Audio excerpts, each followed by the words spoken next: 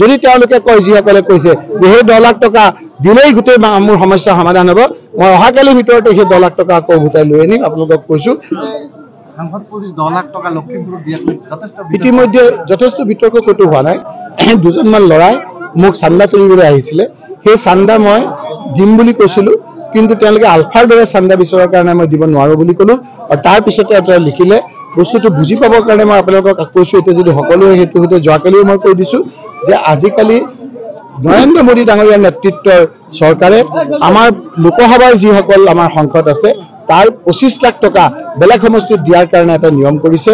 আজি যিসকলে আপোনাৰ মোক সমালোচনা কৰিছে, প্ৰদ্যুৎ বৰদলৈ নগাঁও সমষ্টিৰ সাংসদে যেতিয়া আমাৰ ধুবুৰীত 25 লাখ টকা দিলে সেই সময়ত কিন্তু ৱেলকাম কৰা নাছিল। মই 10 লাখ টকা আপোনাৰ ভূপেন বৰা ডাঙৰীয়াক দিছোঁ। আমি কি লখিমপুৰত জিকিব নালাগিব নেকি? আমি বিভিন্ন ঠাইত জিকিব লাগিব, কিন্তু মই তাতকৈ কোটি কোটি টকা আমি বিভিন্ন যোগেদি আমি সমষ্টিলৈ আনিম। এই কথাখিনি ৰাইজে বুজি পাইছে।